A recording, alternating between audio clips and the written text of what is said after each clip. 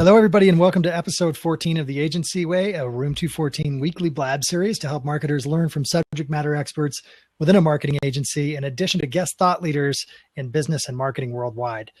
Room 214's Erica Stutzman is my co-host. Signed on here as The Agency Way. I'm Jason Cormier, the co-founder of Room 214, a digital and social media marketing agency. Our guest today, and I'm very stoked about this, is Katie Evans, account director at Room 214. Katie started her career as a digital media planner within WPP. She worked with global youth and sports brands. She later advised brands such as Sony, NCS, a ton of others on their content strategy. Katie, welcome to the show. Hi. Yesterday I had the opportunity to go out to lunch with Katie, and she was explaining to me that the concept of doing a Blab was actually her worst nightmare come true. This is my worst nightmare. It's happening right now. This is it. It's happening right now. So thanks to those who are joining and can support Katie. She also explained to me that people often pronounce her name wrong, Katie with a D, when it's actually KT.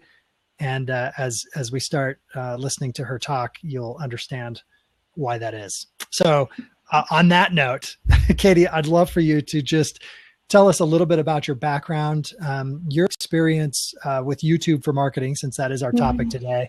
Obviously, there's plenty of platforms out there. YouTube is right for certain brands, maybe not the best for others. And maybe you can just talk a little bit about your background and a little bit about what brands might benefit most from YouTube. Sure. So my background is in helping brands develop their content strategy. Obviously, brands have always told great stories, but that's traditionally been in like 30-second TV spots. And obviously now the world has changed dramatically. So it's my kind of passion, and where most of my experience has been, is helping brands identify what stories they should be telling across what platforms of the myriad of social networks that are out there, and in what format. So obviously that touches on YouTube, and I've got a lot of experience helping brands put together and plan YouTube channels. I think lots of brands create content for YouTube, but they're putting videos out there hoping for that viral hit. I'm sure any of us who've worked in agencies have had those briefs come through asking for a viral. And it's just trying to change the perception and understanding of YouTube to instead be about creating a channel and building subscribers, to people and viewers who subscribe to your channel and want to continue to have great content. So I think that's where the kind of evolution and thinking needs to happen, and that's where a lot of my experience has been in just kind of helping brands navigate the new kind of YouTube world. I think that's a really great point. One of the things that I love that you're talking about is brands that are building a fan following and not necessarily just getting the clicks, just collecting views. You know, it's really about telling their story and collecting people who want to hear that story and connect. Definitely. And I think it also comes down to when you're evaluating successful YouTube channels, one of the criteria is actually looking at not just the number of views, but what percentage of viewers have become subscribers. And that's a much more telling metric. That really helps a brand understand, are people engaged and passionate enough about this content to want to subscribe longer term? So it can actually really skew your YouTube channel down to the bottom of the rankings if you've had one successful YouTube kind of viral, or one video that's had really high views and that's not kind of continued. Very interesting. So if you don't mind, Jason, I have a question. Yeah, go for it. So you tell us about some really great or cool examples of YouTube brand channels that you've seen. And these either can be ones that you personally have worked on, but they also could be ones that you just admire. Mm-hmm. So one of the YouTube channels that I subscribe to is ASOS, the fashion brand. And they do such a great job of really thinking about themselves as a publisher, like in the traditional sense of a media owner or a publisher. For this audience and for their audience, what are their passion points and what content can we be creating that helps kind of inspire our audience and educate our audience? So ASOS have lots of different playlists, some around kind of how-tos, and whether that's how-tos in terms of fashion style. They also do like hairstyling, makeup. They do a content series with interviews. So they are interviewing celebrities and other brand ambassadors that they have access to. They create content around events and any other brand activations they have.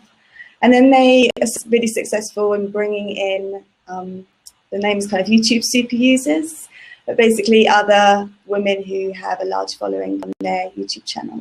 And they do partnerships, content partnerships with those YouTube super users, so that you're not just speaking from the brand's point of view, but you're creating.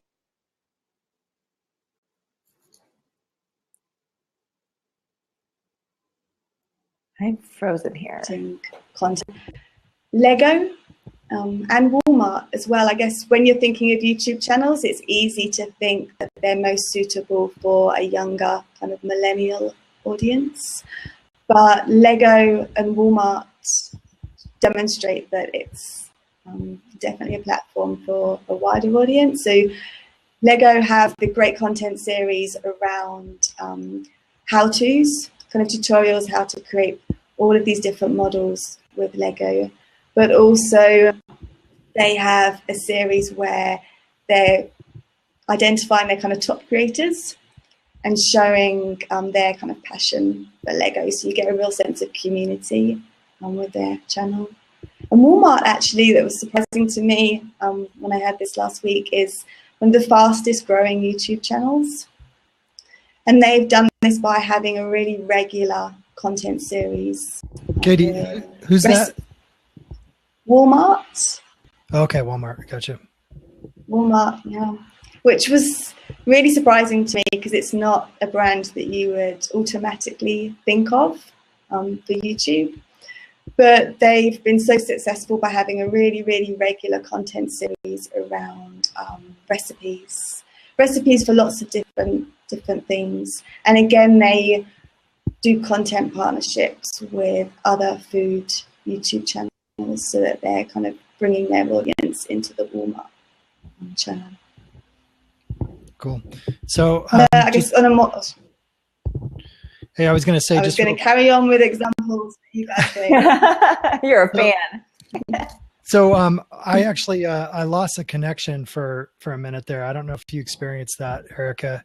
I got frozen for a second. Yeah. Yeah. So did I. So that's probably on Blab's end. But Katie, I also noticed you went into audio mode for a while. And so if you switch your network that you're on, you might want to try the Shire. That can make a difference, and you won't actually disappear forever from the Blab. So, you know, if it looks like you need to do that, feel free to do it. Yeah, like right now, I'm just seeing poor internet signal. So anyway, I'm going to move on, assuming Katie can still hear me. And if not, then that's okay too. Katie, can you still hear us? Thumbs up. Yeah, there she's here. Okay, good. First of all, though, I don't want to cut off anything else you were going to say. So if you had some additional examples, Katie, that you wanted to touch on, go for it. And if not, I can answer or ask the next question. Let's move on. Let's ask the next question. Okay, cool. So a lot of people that are already actively involved with marketing on YouTube are well aware that a couple of years ago, I think with Google, they released what they call the YouTube Creator Playbook. And I think I want to say the last time they released the latest version of this, I could be wrong, but I'm pretty sure it was like 2 years ago. It was like April of 2014. I've looked at that recently, and what I've seen is that a ton of those insights still apply. And in fact, we took that YouTube Creator Playbook and actually rolled out. We created a service at Room 214 where we just said, "Oh, well, geez, here's the playbook." But as you know, a lot of people will look at a playbook and they won't follow the plays. So it was an easy thing for us to put together and roll it out as a service offering, mostly just for optimizing YouTube videos and just following those best practices. When you look at insights from that playbook, are there any particular ones that resonate with you more than others? I think one of the most important, less of an insight, I guess, but a guideline from the playbook is making sure that when you're doing your initial content planning, you're identifying that content territory where you're thinking about the intersection between your audience's passion points and what your brand's proposition is and where those intersect. I think it's too easy for brands to jump straight in creating content that's all from the brand voice. And they're not really thinking about the audience and what the audience would be most interested in learning. I think that's the first point. And then I think the second point, and this applies to content planning for many social networks, but is probably most applicable to YouTube, is thinking about, as YouTube call it, the hero, hub, and hygiene. And it's kind of like a pyramid. So the hygiene is the bottom rung of that pyramid. And this is the content where you're thinking about all of the possible kind of FAQs, like frequently asked questions that anybody would have around your product or your brand. And the reason why this is so important is YouTube's the second largest search network, and people sometimes forget that. So if you start off thinking about what is content that people are going to be searching for, advice, tips, how-tos, and that's a great way to bring new people into your audience if you're the brand that's answering that for them. So that's that first rung, hygiene. Then the next rung up is what YouTube calls the hub content. This is basically the content that turns your channel into an actual entertainment channel that someone would subscribe to. This is where you need to be planning out every week or every 2 weeks, but make sure it's a regular schedule of a new video. And this is where you're really thinking about those passion points for your audience. And what does that content channel look like? If our brand is a TV channel, what's the regular show that's going out? And then hero is the top of the pyramid. And these are far more sporadic, maybe once a quarter. But this is that hero piece of content that's the biggest production budget, and it's essentially your ad. It's your ad for the brand and for the channel. And this is where you want to put most of your spend behind. And this is the ad that's going to get people super excited and interested in your brand and your channel to then go through and subscribe. So I think those are the two kind of fundamentals from the YouTube playbook when you're first starting out trying to develop a content strategy. And then obviously there's other things that you need to start kind of thinking through around promotion and optimization, and all of those details are in the Google playbook.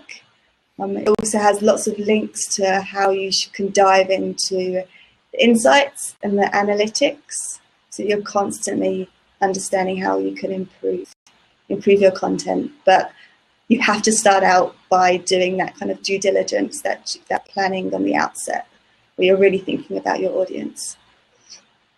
Mm-hmm. Yeah, and just diving in a little deeper, just on the tactical side and the features. I always think about the annotations that I see in YouTube videos. I'm curious, do you have any point of view on annotations? No. Sure. What are your thoughts? I think you have to be really aware of your target audience. Again, I feel like I'm a broken record saying the same thing, but from my experience, you should always be using annotations, because that's where you're making sure that people who have watched your video through to the end, or at points throughout the video, you're getting that conversion, you're getting that acquisition where they're going through to your website or to purchase or to find more information.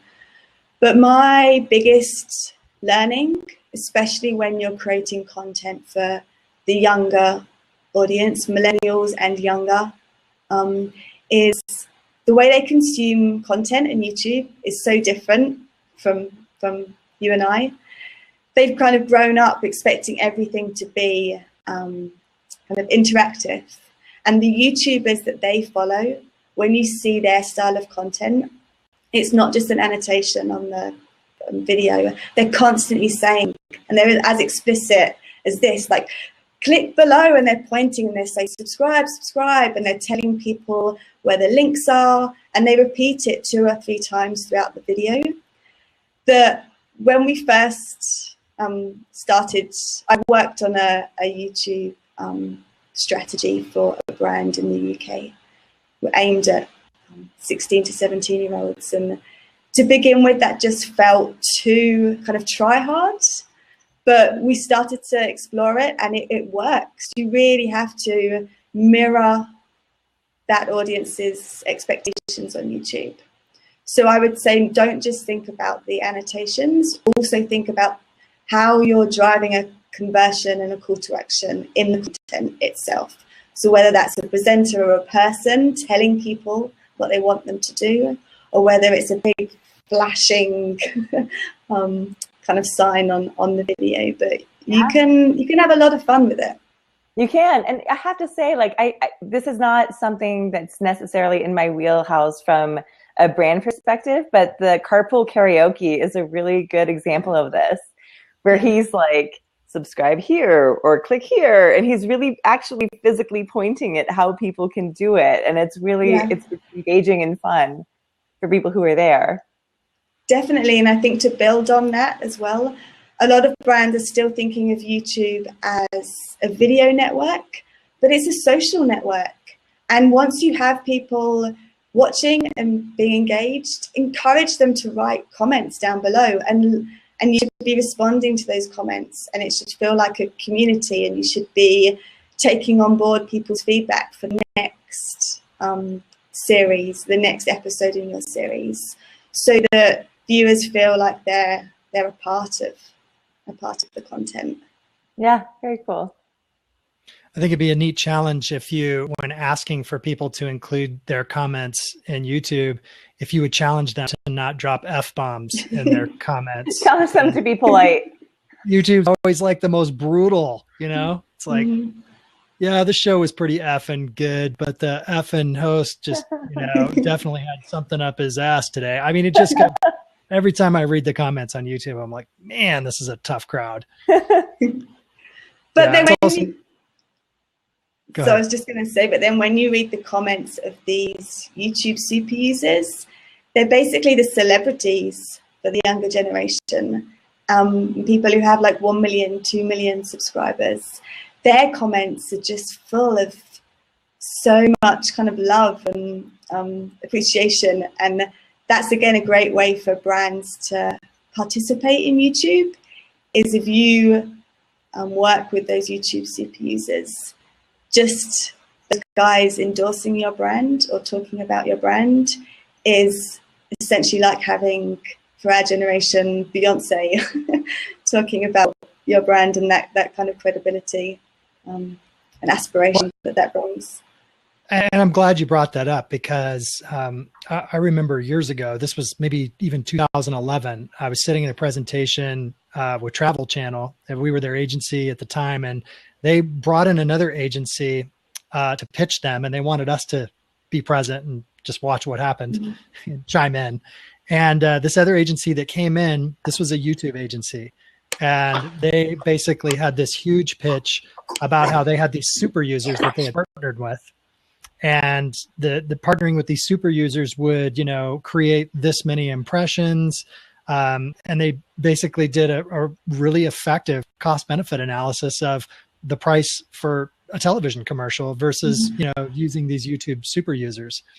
At the time, I think it was just a little bit early.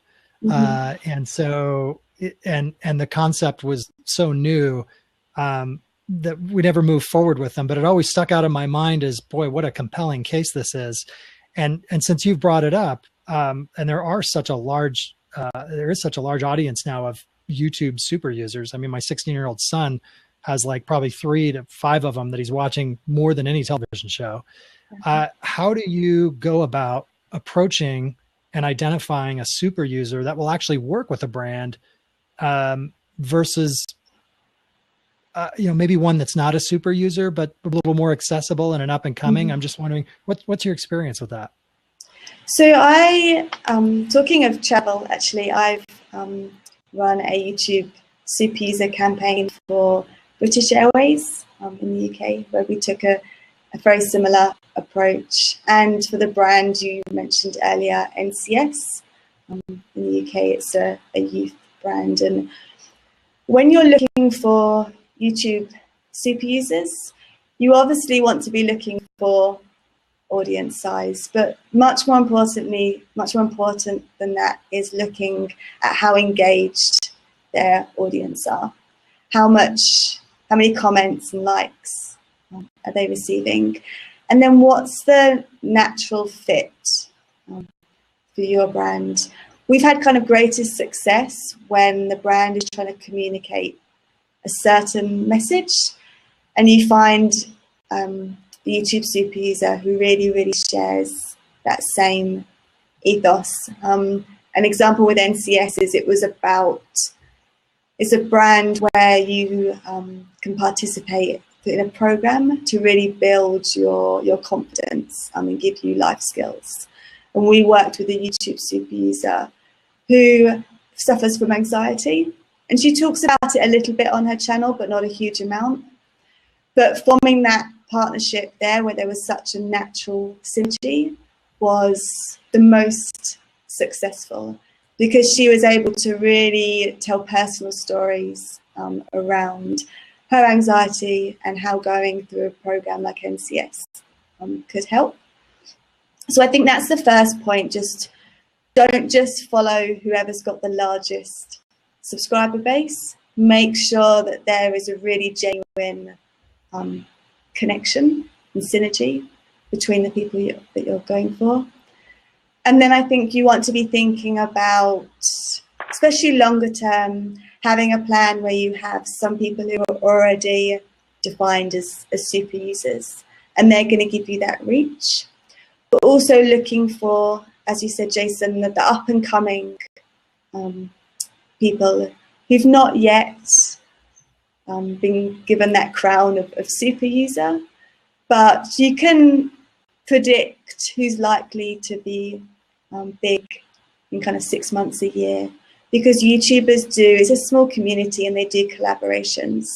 So a YouTuber will share or feature in a video with another YouTube super user, or connect with them through social media. So you can get an idea of people who are still up and coming, but if they have a relationship and seem to be in conversation with some of the kind of big guys, that gives you a strong indication that they are someone to have on your radar.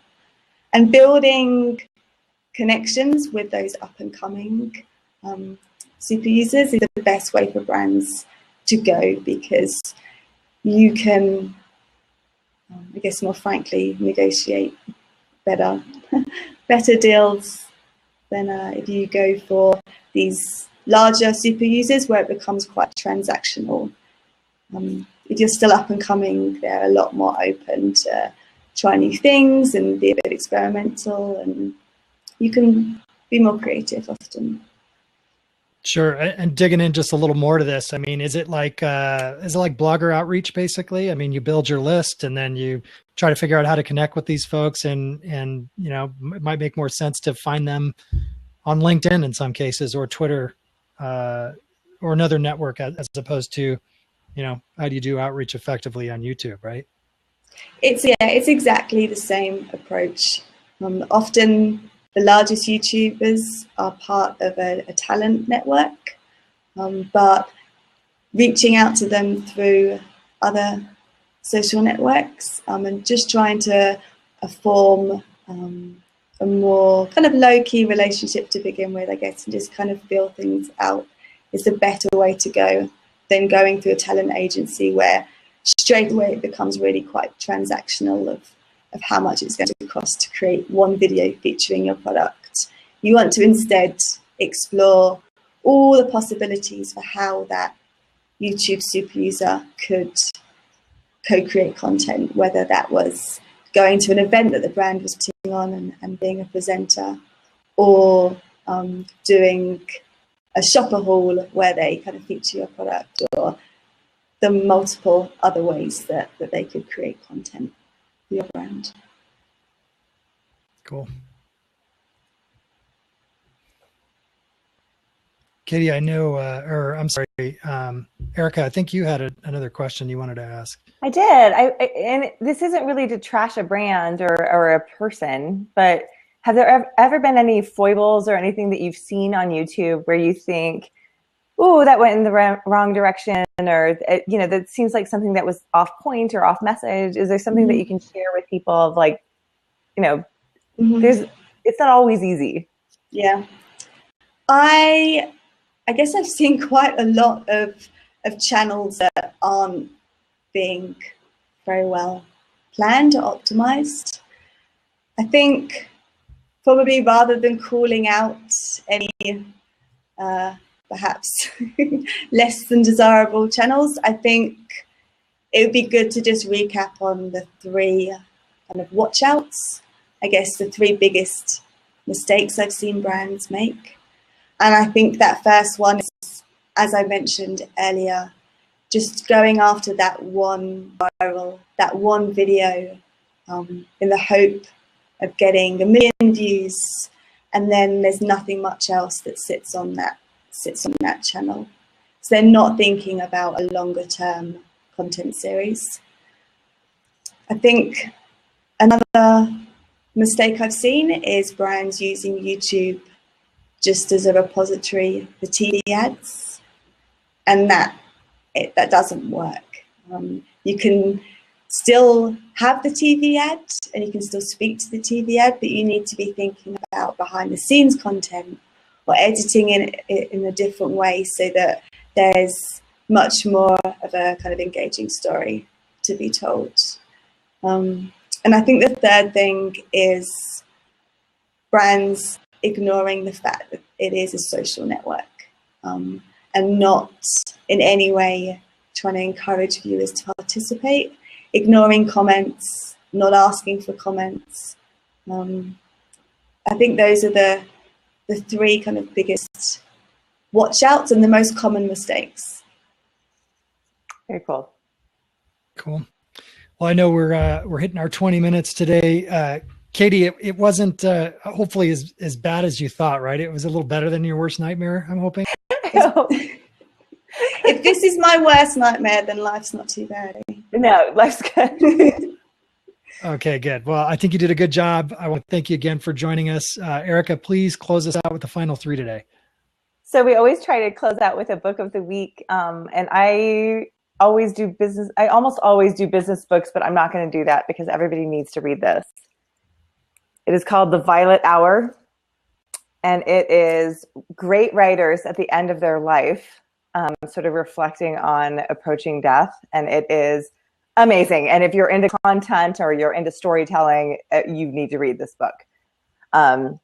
My quote of the week is from Gary Shandling, who just passed away, sadly. And he said, "Nothing can succeed and last without teamwork," which I think is nice. And then I honestly, my nonprofit shout out of the week is really random because I'm hoping this is going to get replayed a lot. in other communities. But here in Colorado, it's communityfoodshare.org, which is based here in our county, and it's a big, giant food bank that gives food to other food pantries, and they're really important. But as we think about the end of school, there are a lot of children who are on the free and reduced lunch program.